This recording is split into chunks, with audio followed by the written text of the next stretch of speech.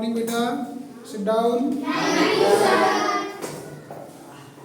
पिछली कक्षा में हम लोगों ने इसके पूर्व के दोहों को पढ़ लिया था।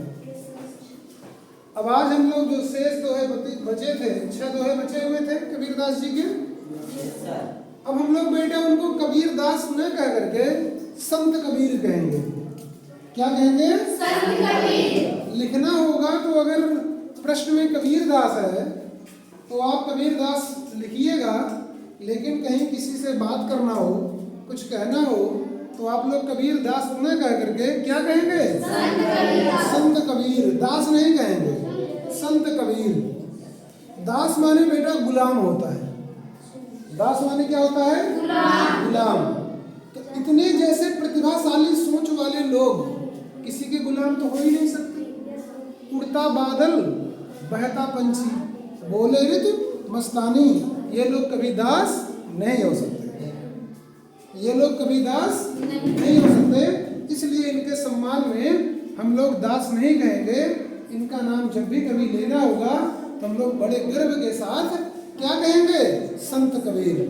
क्या कहेंगे? संत कबीर। आ रही बात समझ में? Yes sir. चलिए अब हम लोग आते हैं दोहे की तरफ।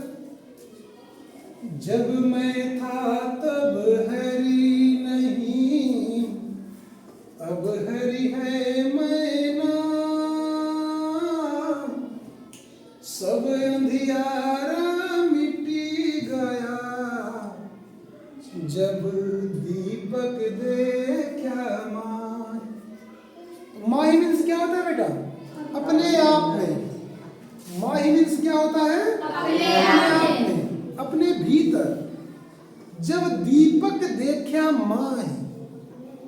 आप लोग याद करो, मैं किसी दिन बता रहा था, किसी महापुरुष ने इस महान भूमि की पर जन्म लिए किसी महापुरुष ने कहा है अत्त दीपो भव। क्या कहा है? अत्त दीपो भव। मतलब अपना दीपक स्वयं बनो। अपना दीपक स्वयं बनो। आपको किसी अन्य की आवश्यकता नहीं है। हम लोग मनुष्य हैं तो मनुष्य के सहारे ही अपना सारा काम कर डालेंगे। हमको किसी देवी देवता भगवान जिन्न शैतान जिन्नात भूत पिशाच की जरूरत नहीं है। धोकरकाश की जरूरत नहीं है। लोग धोकरहा भी पूज कर लेते हैं। काली माई, डीह बाबा, डिवारे बाबा, इन सब की जरूरत नहीं है। मनुष्य को किसकी जरूरत है? मनुष्य की, और कुछ पालतू जानवरों की। इसी से हम सभी का पूरा दिनचर्या चल जाएगा। जो भी काम करने चाहें, अच्छे से अच्छा काम भी, मुश्किल से मुश्किल काम भी हम लोग अपने बदौलत कर सकते हैं। यहाँ पर अत्त दीपो भाव का मतलब ये नहीं कि हम अपने आप में स्वयं केवल अकेला इंसान ना। यहाँ पर केवल अकेले इंसान की बात नहीं कही जा रही। यहाँ पर अत्त दीपो भाव का मतलब मनुष्य मनुष्य के सहारे। मनुष्य किसके सहारे? मनुष्य के सहारे। किसी भाग्य भगवान के सहारे नहीं। अपना दीपक स्वयं बनो, यानी कि सभी मनुष्यों को अपना दीपक स्वयं बनना चाहिए। और अपना दीपक स्वयं बनने का क्या मतलब है?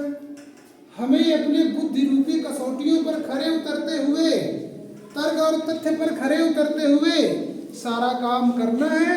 और उसके अनुभवों से जो हमको सीख मिलती है, जो जानकारी मिलती है, उसी पर आगे बढ़ते रहना है।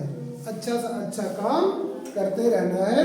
फिर हमें कोई रास्ता दिखाए चाहे ना दिखाए। ए बेटा आकाश कौशल बोलो नहीं। आप लोग अगर प्रैक्टिस करना चाह रहे हो तो बगल के क्लास में चले जाओ, चाहे बाहर बैठ जाओ, छाया है। आवाज बिल्कुल नहीं होनी चाहिए, ठीक है? तो हम अब देखिए यहाँ पर दीपक देखे माई में, फिर हम लोग उसकी चर्चा कर लेंगे। जब मैं था तब है ही नहीं। हमने बताया बेटा लगभग आप लोग हमारे शब्दार्थों से परिचित हो चुके होंगे। हरि मीन्स क्या होता है बेटा? सच्चाई और अच्छाई का चरमोत्कर्ष। हरि मीन्स क्या होता है? सच्चाई चरमोत्कर्ष, शिखर। हरि मीन्स सच्चाई और अच्छाई का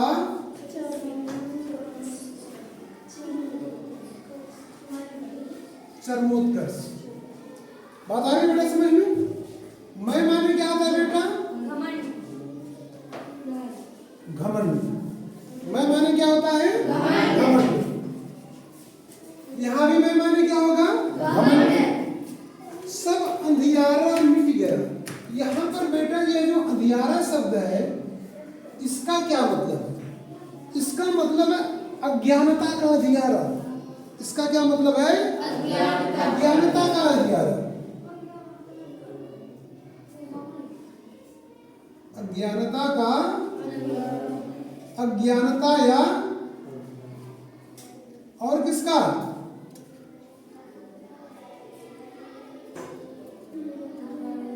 बुराइयों का अंधियारा।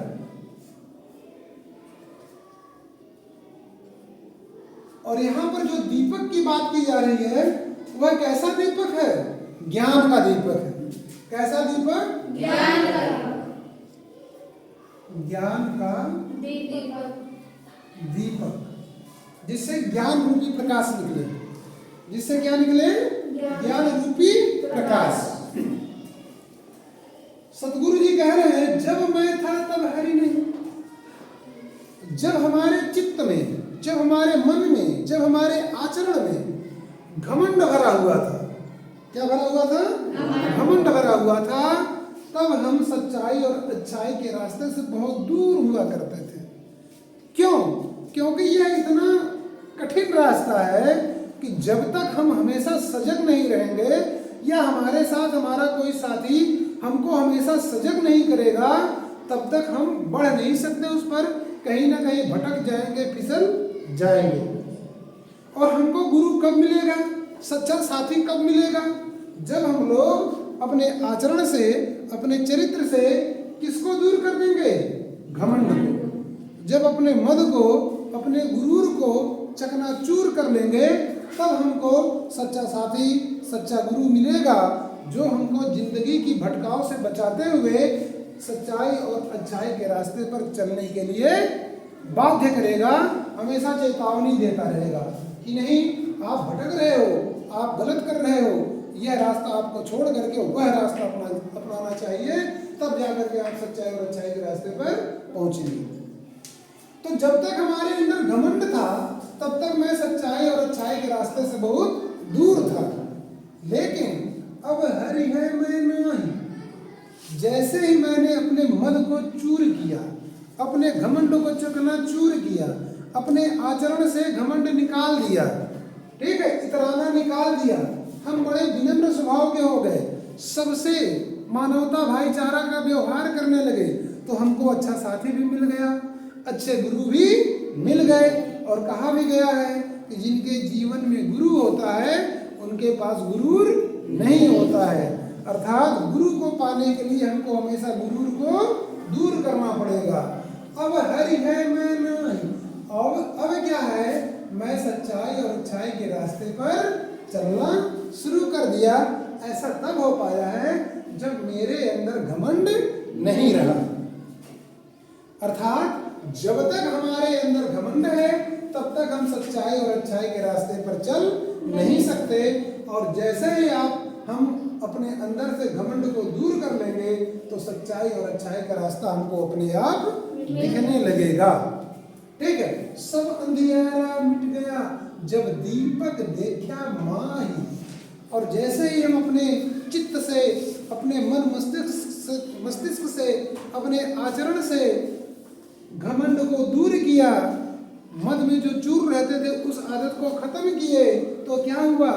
मानो हमारे चित्त में, हमारे मन में ज्ञान का प्रकाश फैलाने वाला दीपक जगमगा उठा। ज्ञान का प्रकाश फैलाने वाला दीपक जगमगा उठा, जिससे हमारे मन की जो ज्ञानता थी, जो गलत विचार हमारे मन में पैदा होते थे, उन विचारों के द्वारा जो अंधकार दिखता था मुझे, जो मैं कुमार्ग पर चलता था, वो सब क्या हो गया? मिट गया।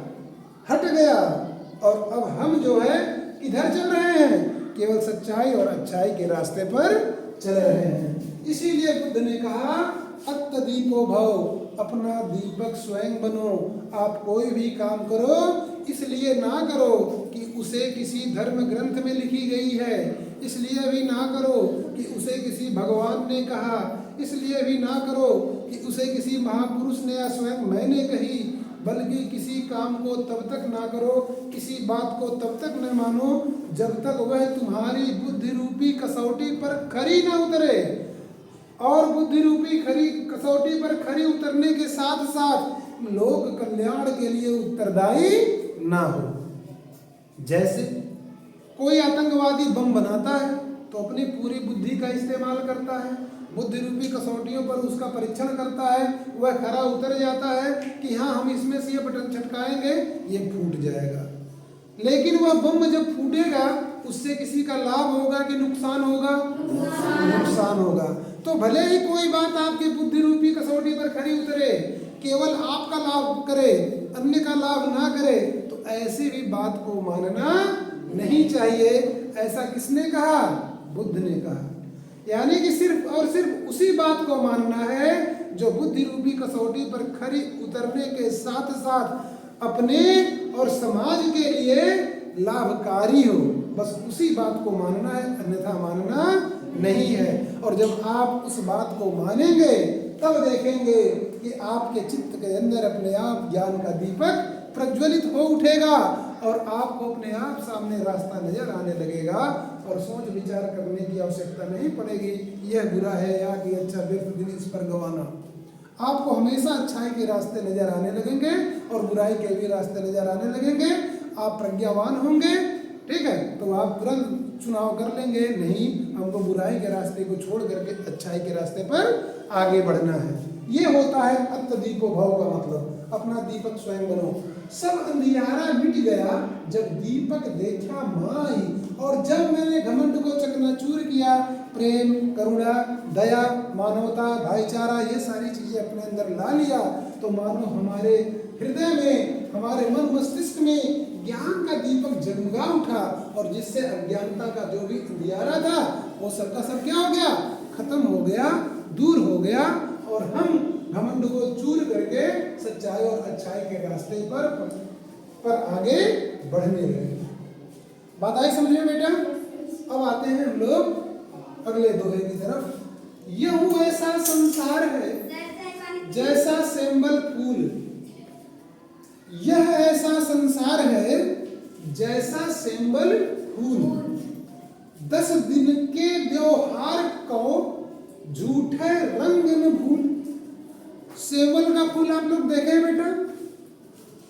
सेमल का फूल, सेमल का पेड़ कोई घर वर पे नहीं लगाता है, लेकिन हमारे वन विभाग ने सड़कों के किनारे जो है सेमल के वृक्ष लगाए हैं और काफी मोटे मोटे वृक्ष जिस पर आपको लाल लाल फूल दिखेगा। आपके इस सड़क के किनारे भी है सुरवार फूल के, जो बाल काटते हैं भाई साहब उनके दुकान के सामने है ना मोटा सा पेड़, उस पर आप लोग जब फूल देखेंगे अप्रैल के महीने में, ठीक है, जब गेहूं कटता है उसी टाइम के आसपास उस पर फूल नजर आता है, लाल लाल सुंदर लगता है, खूब ऊंचाई पर होता है। आप सोचे उसको तोड़ करके हम कुछ इस्तेमाल करें तो तोड़ना भी बड़ा मुश्किल होता है, वो जब नीचे गिरता है उसके ऊपर से पसर जाता है, पट्ट से फूट जाता है, किसी इस्तेमाल लायक नहीं रहता। अच्छा लगता है, सुंदर लगता है, लेकिन उसका उम्र कितना है? केवल 10 से 15 दिन, उसके बाद से खत्म। तो ये कह रहे यह ऐसा संसार है जैसा सेंबल फूल, 10 दिन के व्यवहार को झूठे रंग न भूल। यह जो संसार है बेटा, संसार का मतलब क्या?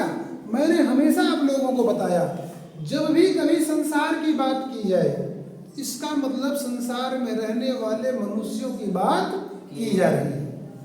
आई बात समझ में? जब भी कभी संसार का जिक्र आ जाए इसका मतलब वहां पर ज्यादातर मनुष्यों के बारे में ही बात की जा रही है।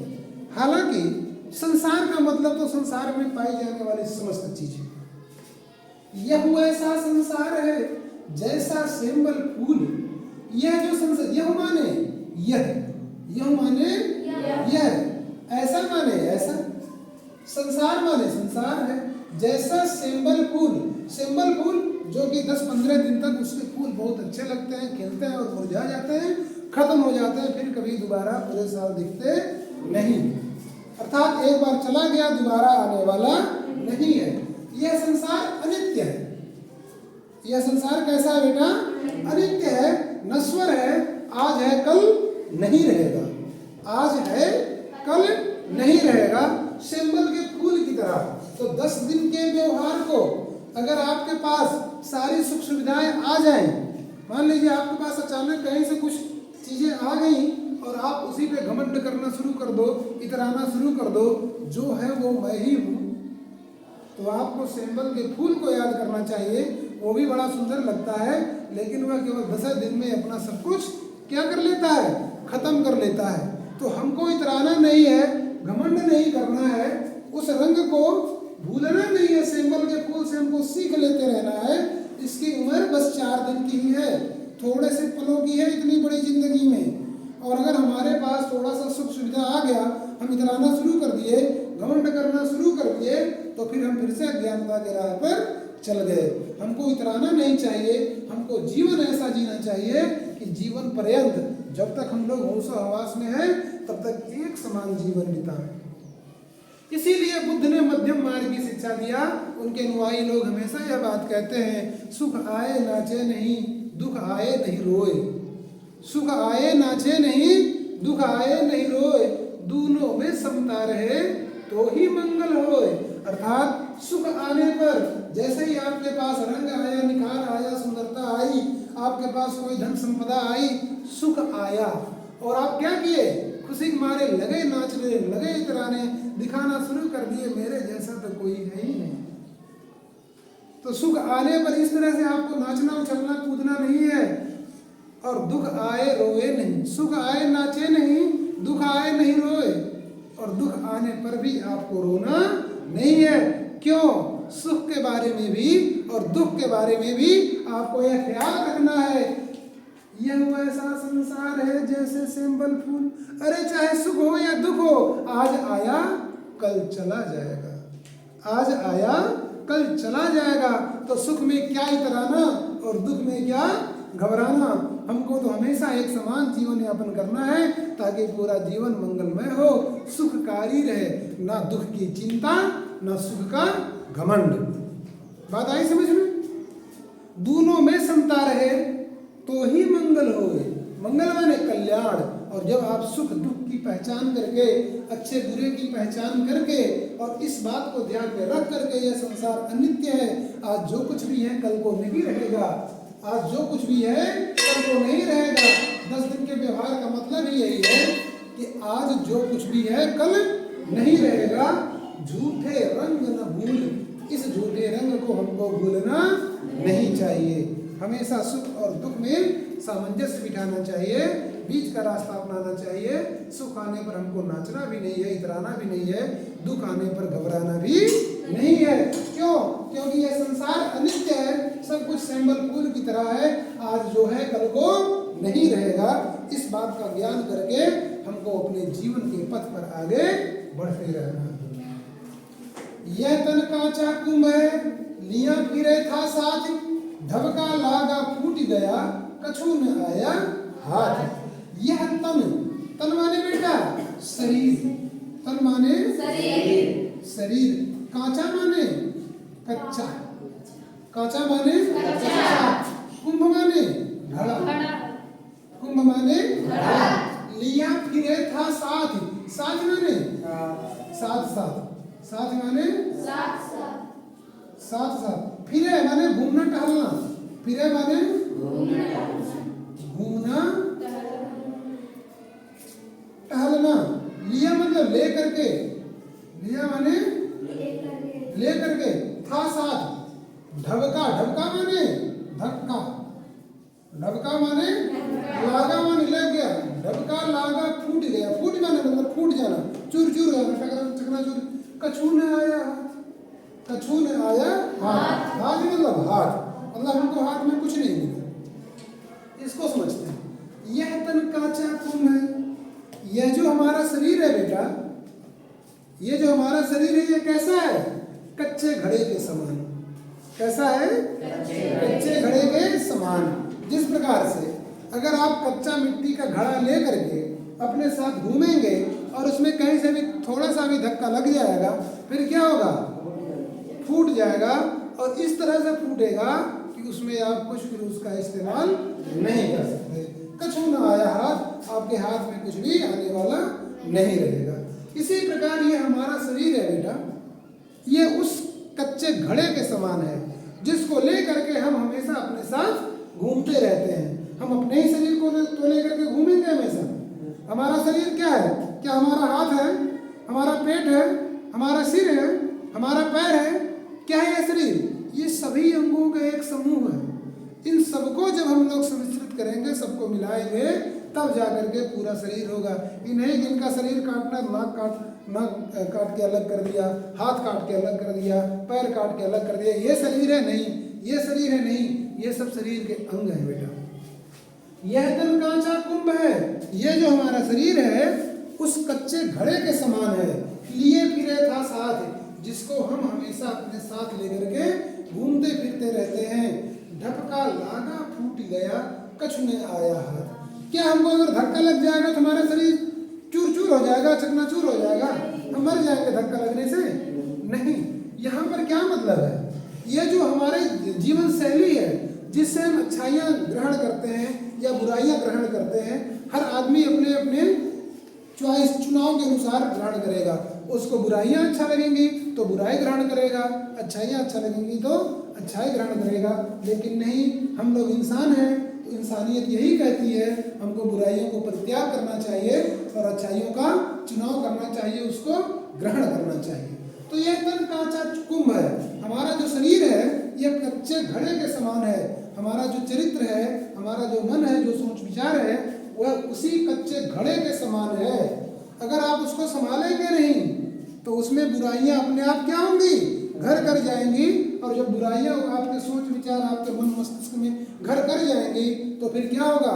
आपके हाथ कुछ अच्छा लगेगा क्या? कुछ परिणाम हाथ में आएगा क्या? कुछ नहीं आएगा। लिया फिरे था साथ, हम लोग उसी अपने सोच विचार, अपने आचार व्यवहार को अपने साथ में लेकर के चलते हैं। और ये सब के सब क्या है? उस कच्चे घड़े के समान है जिसको धक्का लगते ही फूट जाए। और अगर कहीं लालच आ गया हमारे मन में, कहीं मोह माया आ गई है, कहीं चोरी की भावना आ गई, कहीं कुछ और भावना आ गया, किसी भी प्रकार की बुराई, विसंगति, दुर्भावना हमारे मन में पैदा हो गई, वही सब क्या है? धक्का है। हम वही हमारे अच्छे सोच विचार को क्या करेगा? धक्का देगा। और अगर हम परिपक्व नहीं होंगे, परिपक्वता नहीं हासिल करेंगे, पकेंगे नहीं, तपेंगे नहीं अपने विचारों से, तो फिर क्या होगा? थोड़ा सा धक्का लगा, हम बहक गए और फिर अच्छाई को दरकिनार करते हुए बुराई के रास्ते पर चल गए। तो हमको पक्के घड़े के समान होना है, अपने सोच विचार को परिष्कृत करना है, परिपक्वता हासिल करनी है, मैच्योर बनना है, लड़कपन में हमेशा नहीं रहना है। बात आ रही है समझ में? कछु न आया हाथ, नहीं तो कुछ हमारे हाथ आने वाला नहीं है। आगे देखते हैं। कबीरा कहा गरबियो, ऊंचे देखी आवास, काले परियो भय लोटड़ा, ऊपर जामे घास। कबीरा कहा गरबियो, कबीरा में ब से बकरी वाला ब होगा ना बेटा? कबीरा कहा गरबियो,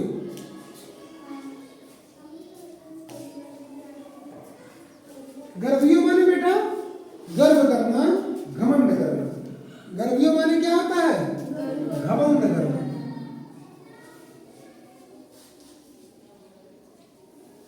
घमंड करना। ऊंचे दे की आवास, आवास माने घर। अगर घर खूब ऊंचा बन जाए और उसमें कोई भी संसाधन ना रहे तो हमारा काम चलेगा? ऊंचे आवास का क्या मतलब? ऊंचे दे की आवास, आवास बहुत ऊंचा है, इसका मतलब क्या है? हमारे पास सभी प्रकार की सुख सुविधाएं हैं।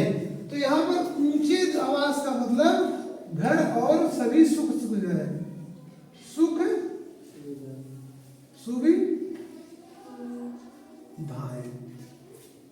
काल परियो भोय लोटड़ा, भोय माने जमीन पर, भोय माने भूई कहते बा उनका भूइया लोटिया, भूइया बैठा। भोय माने जमीन, लोटला माने लेटना, लेटना या सो जाना। ऊपर जामे घास, ऊपर घास का काले परियो माने कल परसों, काले परियो माने कल परसों, कल परसों का मतलब अर्थात निकट भविष्य में, निकट भविष्य में अर्थात जल्दी ही। क्या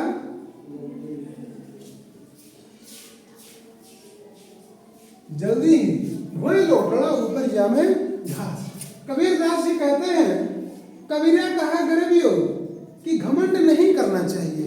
अपने ऊंचे आवास को देख करके, अपने सुख सुविधाओं को देख करके, अपनी धन संपदाओं को देख करके मनुष्य को घमंड नहीं करना चाहिए। क्यों घमंड नहीं करना चाहिए? क्योंकि यह जो संसार है यह 10 दिन का ही है। काले परियों, कल परसों अर्थात आने वाले समय में जल्दी से जल्दी कब किसका जीवन समाप्त हो जाए, कब किसका जीवन समाप्त हो जाए यह कहा नहीं जा सकता। काले परियों भुएं लेटड़ा, और मृत्यु के पश्चात हमको कहाँ लेटना है? जमीन पर ही लेटना है। और फिर जमीन पर लोग दफना करके चले जाते हैं, फिर कुछ दिन के ही बाद से ऊपर क्या होता है? घास हो जाता है। मतलब हमारा अस्तित्व खत्म हो जाता है कि हम कुछ थे। इसलिए हम सभी को अपने जीवन में अपने सुख सुविधाओं, अपने अमीरी को देख करके घमंड नहीं करना चाहिए, इतराना नहीं चाहिए। क्योंकि यह जो कुछ भी है, चाहे वो सुख सुविधा हो या हमारा खूब अच्छा शरीर हो, अट्ठा कट्ठा शरीर हो, ठीक है, वो सब 2-4 दिनों में ही या निकट भविष्य में या आने वाले समय में हमको क्या करना है? मृत्यु को प्राप्त करके जमीन पर लेट जाना है। और उसके बाद 2-4 दिन या 2-4 महीने में हमारे ऊपर घास उग जाएगी और लोग यह भी भूल जाएंगे कि फला जगह फला को दफनाया गया था। बात आ रही समझ में? इसलिए हमको कभी घमंड नहीं करनी चाहिए। यही अवसर चेत्या नहीं, पशु ज्यों पाली देह, राम नाम जाड़िया नहीं, अंति पड़ी मुख से। राम नाम जाड़िया नहीं, अंत पड़ी मुख से। यही अवसर चेत्या नहीं, यही अवसर चेत्या नहीं। यहाँ पर बेटा यही अवसर चेत्या नहीं, कैसा अवसर? यह माने इस, यह माने इस, मतलब जो हम लोगों को अवसर मिला है, जो आज मौका मिला है, यही मौका। कैसा मौका? किस तरह का मौका मिला हम लोगों को? हम लोगों को मनुष्य के रूप में जीने का मौका मिला। यह कुदरत ने, यह प्रकृति ने हम लोगों को मनुष्य का जीवन दिया और हम लोग अपने माँ बाप के सहारे पैदा हुए और इस धरती पर विचरण कर रहे हैं। तो चेत्या नहीं, चेत्या नहीं का मतलब सजग नहीं किया। चेत्या माने सजग करना, चेत्या माने सजग करना, चेताया नहीं। यह जो हम लोगों को मनुष्य रूपी जीवन मिला है, चेत्या नहीं। चेत्या माने सजग,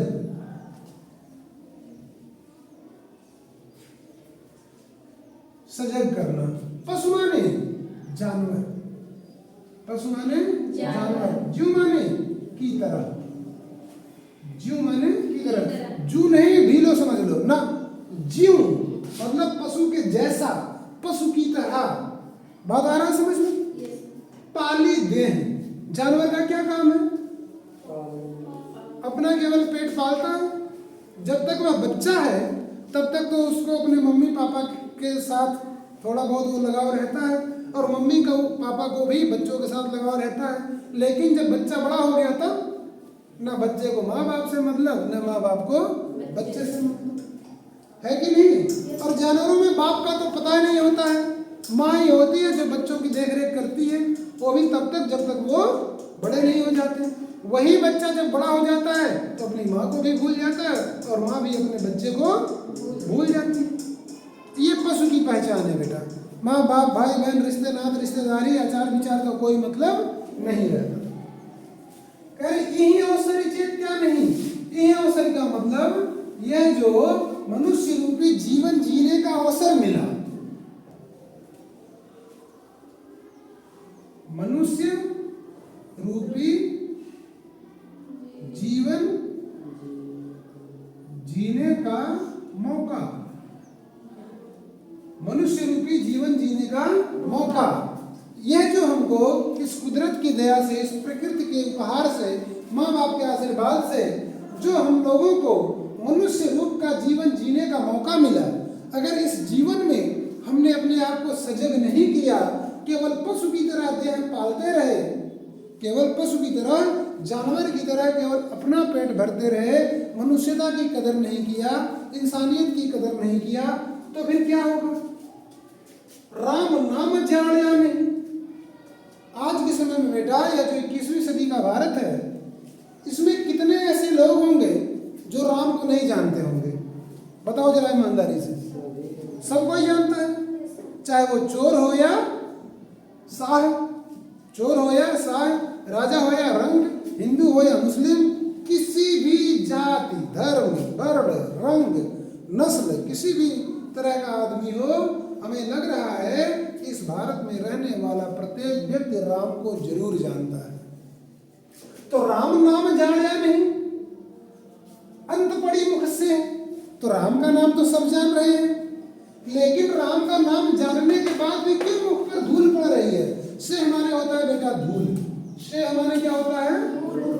धूल, से हमारे धूल, अंति पड़ी मुख से, अंत में मुखड़े पर क्या पड़ता है? धूल ही पड़ता है।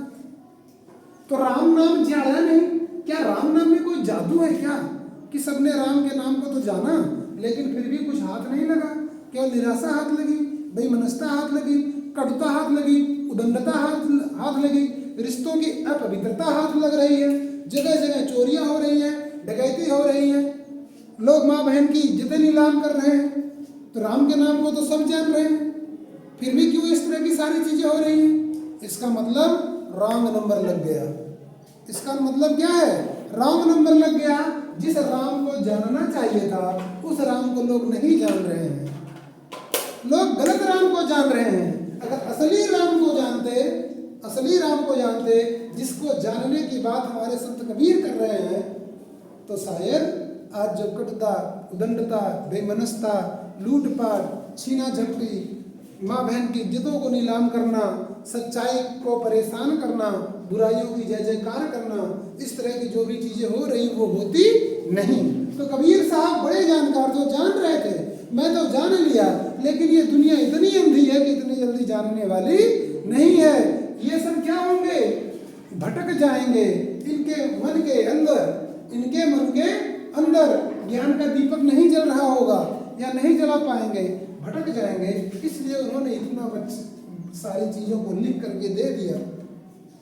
कह रहे ये क्या नहीं, यह जो हमको मनुष्य रूपी जीवन मिला, अगर इसमें हम लोग सजग नहीं करेंगे अपने आप को, अच्छाइयों को अपनाएंगे नहीं, बुराइयों का परित्याग नहीं करेंगे, तो मान लीजिए कि हम लोग उस पशु के ही समान हैं जो नाद, रिश्तेदारी, पवित्रता, चरित्र, संस्कार, मानवीयता सब कुछ भूल करके केवल अपना पेट ही भरने पर डटा रहता है।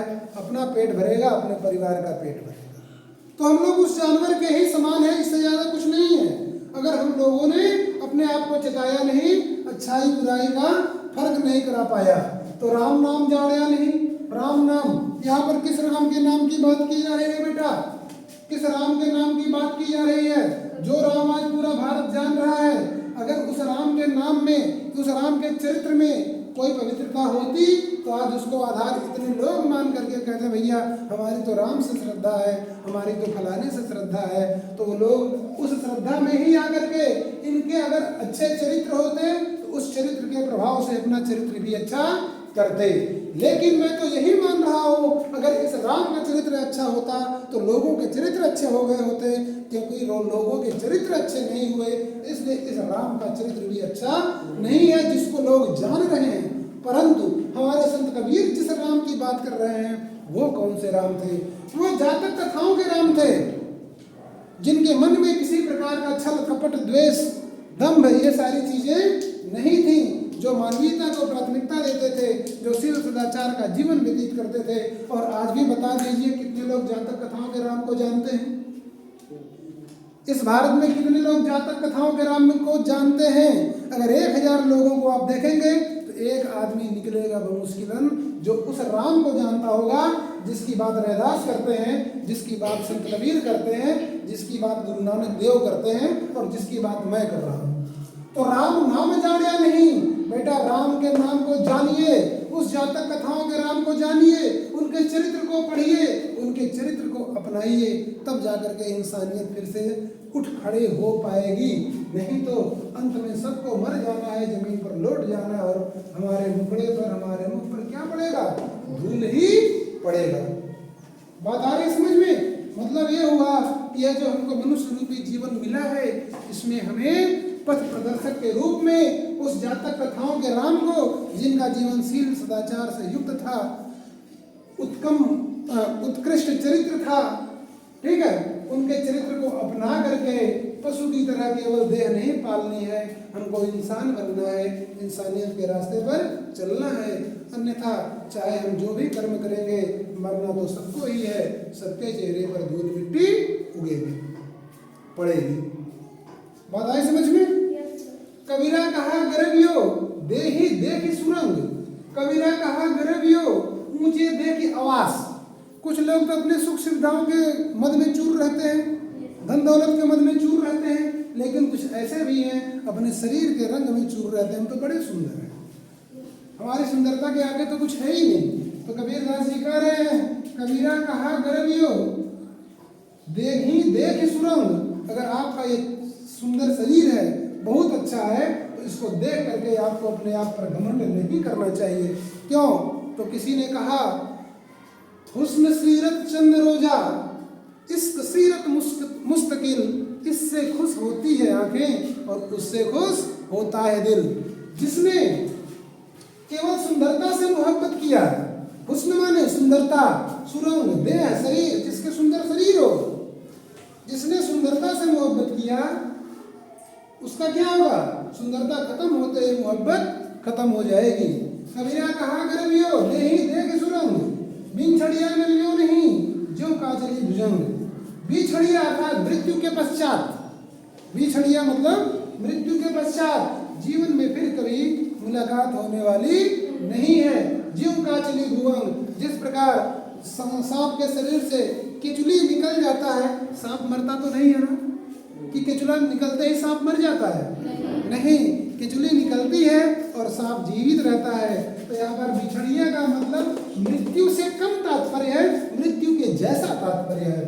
बिछड़िया मिलियो नहीं, आपकी जो शरीर की सुंदरता होगी, आपकी उम्र ढलने के बाद से जब आपकी सुंदरता ढल जाएगी, फिर आप वही खूबसूरत चेहरा जब आईने में निहारेंगे तो देख करके पछताएंगे और गाना गाएंगे, आईना मुझसे मेरी पहली सी सूरत मांगे।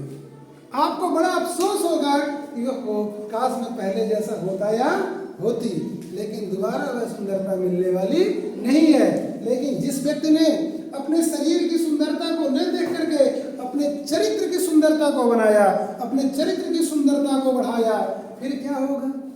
वह चरित्र की सुंदरता आपकी कभी साथ छोड़ नहीं सकती और आप मर भी जाएंगे ना, तो इस जमाने में लोग आपको याद रखेंगे। मर जाएंगे तो भी लोग जमाने में याद आपको रखेंगे। हुस्न सीरत चंद रोजा, इश्क सीरत मुस्तकिल। जो चरित्र की सुंदरता होती है मुस्तकिल, जीवन भर, जीवन पर्यंत, जीवन के बाद भी चलती ही रहती है, चलती रहती है। चरित्र की सुंदरता जिसके पास होती है, लोग उसे सीख लेते हैं, उसको याद रखते हैं। तो कबीरा कहा गरबियो देही देख सुरंग, देही देख सुरंग। हमें अपने हुस्न को देख करके, अपनी सुंदरता को देख करके, इस शरीर की अच्छी बनावट को देख करके उस पर हमको गर्व घमंड नहीं करना चाहिए। हमें अपने चरित्र को ध्यान में रखना चाहिए कि हमारा चरित्र कैसा है। क्यों? क्योंकि शरीर की सुंदरता तो उम्र ढलने के साथ ढल जाएगी, हमसे बिछड़ जाएगी, जो कि कभी मिलेगी नहीं। जिस प्रकार सांप की केचुली सांप से अलग हो जाती है, तो फिर उसके जिले में सांप कभी प्रवेश करता है क्या? कभी नहीं। उसी तरह से उम्र ढलने के साथ जब हमारे शरीर की सुंदरता ढल जाएगी फिर वो कभी दोबारा हमको मिलने वाली नहीं है। लेकिन अगर हमारे चरित्र की सुंदरता हमारे साथ है तो चाहे उम्र ढले या हम मर जाए, हमारा चरित्र हमारा साथ कभी छोड़ेगा नहीं। हमारे कार्य, हमारे व्यवहार, हमारे संस्कार हमारे नाम के साथ जुड़ जाएंगे, हमारे नाम के साथ जुड़ जाएंगे। इसलिए बेटा हम लोगों को अपने शरीर की सुंदरता पर घमंड नहीं करना चाहिए, अपने चित्त की सुंदरता को ध्यान में रखना चाहिए। बात आ गई समझ में? तो आज हम लोग कबीरदास जी का यह पाठ खत्म किए, ठीक है बेटा। अब कल से फिर जो रस के आगे हम लोगों ने भी बहुत कुछ छोड़ा हुआ है, रसों के प्रकार, सारे रसों को हम लोग पढ़ेंगे। 2 क्लास में खत्म हो जाएगा। हम लोग हैं 9th क्लास में, लेकिन हम लोग पूरा पढ़ जाएंगे जो भी 9 से 11 रस है, ठीक है। 2 दिन में खत्म हो जाएगा। तो आप लोग एकदम सब्र बनाए रखें, तन्मयता के साथ सभी क्लास को देखें, घर पे जाकर के वीडियो को देखें, समझिए, नोट्स बनाइए और लोगों को भी समझाइए। हम लोगों का उद्देश्य अगले साल का बहुत बड़ा है ना। हम लोग अपने विद्यालय में कम से कम 3000 बच्चों को फ्री ऑफ कास्ट पढ़ाएंगे, किसी भी प्रकार का कोई शिक्षण शुल्क नहीं लेंगे। तो ये सारे प्रचार आप लोग करिए, लोगों से बताइए, ताकि लोग हम लोगों से जुड़े और ये जो हम लोगों के अच्छे विचार हैं ज़्यादा से ज़्यादा लोगों तक पहुँचे। ठीक है बेटा।